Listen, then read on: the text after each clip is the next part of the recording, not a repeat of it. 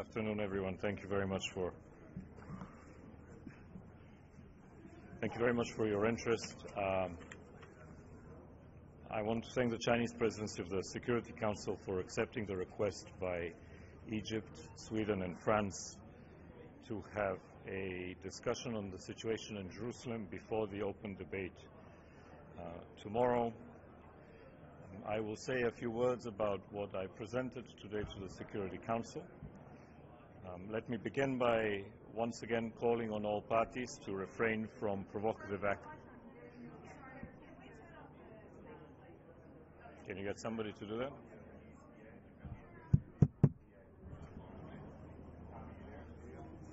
Okay, can you hear me now?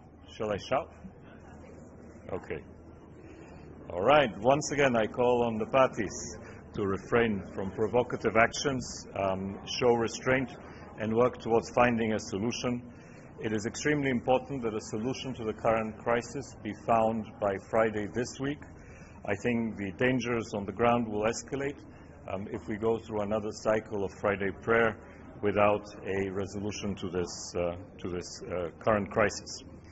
I ask member states to use their influence with all sides in order to encourage them to de-escalate and to ensure that while security is provided for worshippers and visitors to the holy sites in Jerusalem, the status quo that has been established since 1967 is preserved for all. It is critically important that the status quo is preserved in Jerusalem, and I want to welcome once again the assurances that Prime Minister Netanyahu has provided that Israel has no interest in changing the status quo, and encourage Israel to continue its intense contacts with Jordan in light with the Hashemite Kingdom's special and historic role in Jerusalem to find a solution to the crisis.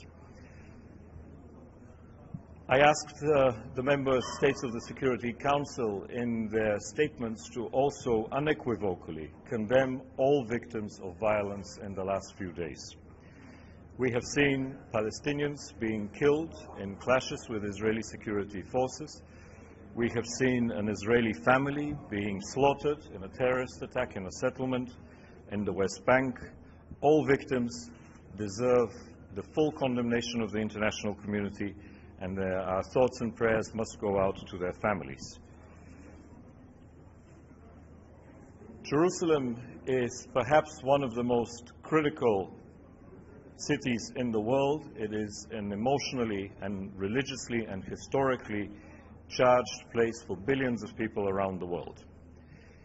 East Jerusalem in itself remains under Israeli occupation, and its future is a final status issue that needs to be decided and negotiations between the two sides in the future.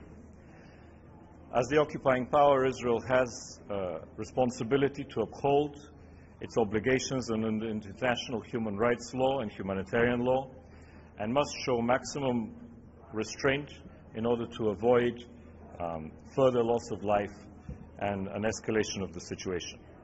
At the same time, the Palestinian leadership also has a responsibility to avoid provocative actions and statements in order that further aggravate an already tense environment.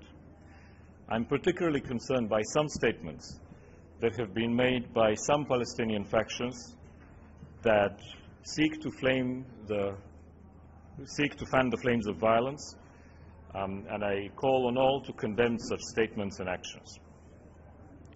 Ahead of the open debate tomorrow on the Middle East and the Palestinian question, I hope that all member states will use the chance when they speak tomorrow in their statements to avoid further inflaming the situation and to call on all parties to de-escalate and to find a solution that is based on the status quo and on the need to ensure security for all worshippers and visitors to the holy sites in Jerusalem. In closing, let me say that nobody should be mistaken that these events are localized events. In fact, they may be taking place over a couple of hundred square meters, but they affect millions, if not billions, of people around the world. They have the potential to have catastrophic costs well beyond the walls of the old city, well beyond Israel and Palestine, well beyond the Middle East itself. This crisis, and any such crisis, is a step backwards. It is a step away from what we need to focus on, and that is how to bring the parties back to negotiations in order to find a solution that meets the legitimate national aspirations of both Israelis and Palestinians, that is based on UN Security Council resolutions and relevant international law, that is achieved through negotiations, and that has the ultimate result of two states, which is what the international consensus on how to resolve this conflict requires. It is critically important to also understand that these events take place at a time on which we still have a political vacuum, in which a political perspective is missing, and that is why it is even more important than ever, perhaps, for all of us to focus again on restoring that political perspective, on helping bring Palestinians and Israelis back into an environment that is conducive to negotiations on a final status arrangement, and to do that in a manner that avoids turning the national Israeli-Palestinian conflict into a religious conflict that would be extremely dangerous for the region and beyond. Tomorrow, after the open debate in the Security Council, I will return to Jerusalem and continue our direct engagement with all stakeholders in order to facilitate a quick end to this crisis and a return to the situation which would allow for the status quo to be observed, as well as for people to have safe and secure access to the holy sites in Jerusalem. Thank you. Excuse me.